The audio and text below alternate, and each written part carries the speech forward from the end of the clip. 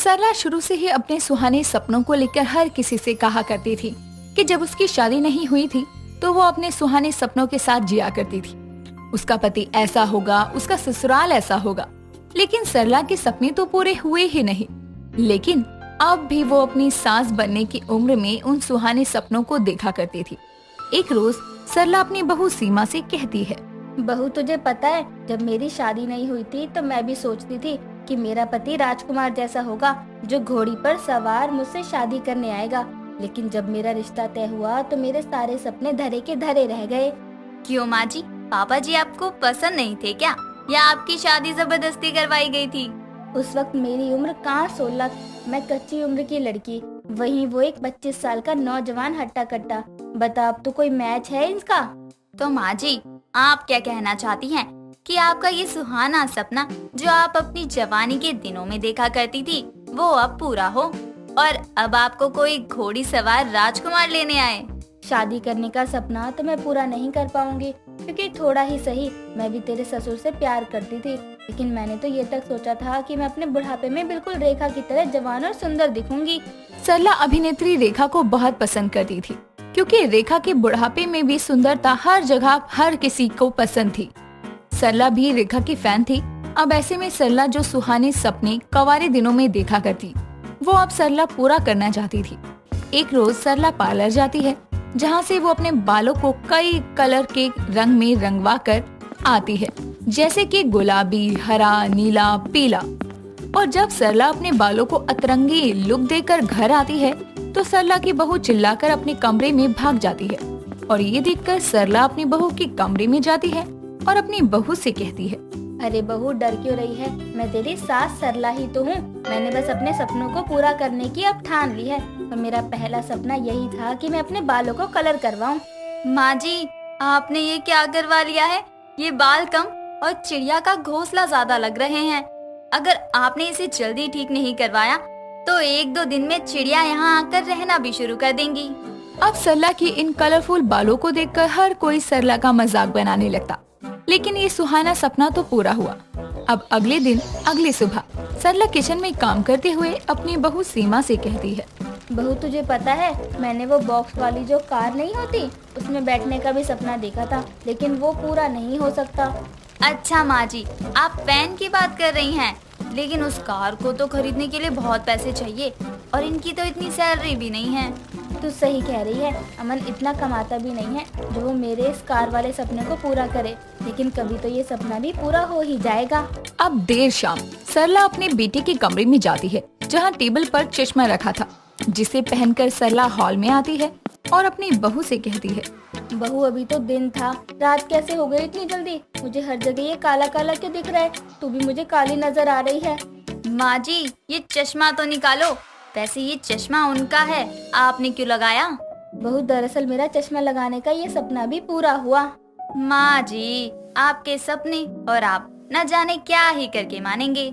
एक रोज विमला सरला के घर आती है, जो सरला की पड़ोसन है, और वो देखती है कि सरला अपनी बहू के हील्स वाले सैंडल पहनकर चलने की कोशिश कर रही है। तभी विमला सरला को कहती है, जरा ध्यान से सरला, इस उम्र में पैर हाथ टूट गए तो जुड़वाना भी मुश्किल हो जाएगा। अब तूने बोल ही दिया है तो मेरे साथ ही होकर ही रहेगा। वैसे तू यहाँ किस काम से आई है? इतना बोलकर सरला जैसे ही दूसरा कदम आगे बढ़ाती है, वो धड़ाम से नीचे गिर जाती है और सीधे गिरने की वजह से सरला की नाक की हड्डी टूट जाती है। नाक से बहुत खून बहने लगता है। ये देखकर विमला सरला से कहती है, मैंने कहा था ना ध्यान से चल, इस उम्र में हड्डियाँ टूट गई तो जुड़वाने में भी मुश्किल हो जाएगी। और लो, तू तो गिर गई। खड़ी खड़ी मेरा मुंह क्या देख रही है? अरे मुझे उठाओ और डॉक्टर के पास लेकर चल। देख नहीं रही कितना खून बह रहा है? सरला के सुहाने सपने की वजह से उसने तो अपनी नाक तोड़वा ली थी, जिस वजह से उसे हॉस्पिटल ले जाया जाता है। हालांकि ऐसे ही कुछ समय बीतता है और एक बार सरला मार्केट से सब्जियां लेकर आ रही थी। हालांकि सरला का लुक तो बिल्कुल अतरंगी लग रहा था। नाक पर प्लास्टर, बाल रंग बिरंगे और फुल मॉडर्न अवतार में वो मार्केट से चली आ रही थी। तभी अचानक से एक वैन सरला के पास आकर रुकती है और उसमें से एक आदमी निकलता है। इससे पहले कि वो आदमी सरला को कुछ बोले, सरला उसे देखकर कहती है, इस उम्र में मैंने अपने हर सपने को पूरा कर लिया। बस एक यही सपना था कि मैं इस डब्बे वाली कार में बैठूंगी, और मेरे इस सपने के बारे में अपनी बहू को ही बताया था मैंने। इतना सुनने के बाद उस किडनैपर का काम और भी आसान हो जाता है और सरला इससे पहले कुछ और बोले, वो किडनैपर सरला से कहता है, हाँ जी बैठिए कार में, आपके लिए ये। तभी सरला कार में बैठते हुए उस आदमी से कहती है, तुझे पता है मेरी बहू कितनी अच्छी है। मैंने उससे बोला मुझे डब्बे वाली कार में बैठना है, तो उसने तो कार ही खरीद कर भेज दी। लेकिन जैसी भी हो बहू बहुत अच्छी है मेरी, मैं तो घर आ ही जाती, खामखा उसने एक कार भिजवा दी। इतना सुनते ही एक दूसरा आदमी सरला का हाथ बांधने लगता है। तभी सरला उस आदमी से कहती है, मैंने तो ऐसा अपनी बहू को कहा ही नहीं था कि मुझे डब्बे वाली कार में बैठने के बाद दोनों हाथ भी बंधवाने हैं। एकदम चुप होकर बैठ बुढ़िया, समझी तो। अभी तो मुझे माँ जी कह रहा था, इतनी जल्दी बदल गया तू। रुक, अमन से कहकर तेरी कुटाई करवाती हूँ। अब तू मेरे मुंह पर ये टेप क्यों चिपका रहा है? हाथ बांधने के बाद और मुंह पर टेप चिपकाने के बाद सरला मन ही मन सोचती है, मैंने तो अपनी बहू को सिर्फ ये कहा था कि मुझे डिब्बे वाली कार में बैठना है, लेकिन बहू ने मुझे कार में बैठाने के बाद इन मुस्टंडों से मेरे हाथ भी बंधवा दिए और मुंह भी बंद करवा दिया। मैं छोड़ूंगी नहीं उसे। अब किडनैपर एक ऐसी जगह सरला को लेकर बंद कर देता है जहाँ गोदाम था, और सरला ये देखकर हैरान रह जाती है। तभी एक गुंडा कहता है, कुछ देर में हमारा बॉस आएगा और वो तुझे बताएगा कि तेरी फैमिली कितना रकम देगी, तब तुम्हें हम जाने देंगे। ना जाने मेरा बेटा कैसा नालायक निकला। माना कि वो अपनी माँ से प्यार करता है, लेकिन उसने इन मुस्टंडों की गाड़ी क्यों चुराई? अब ये पैसे मांग रहे हैं।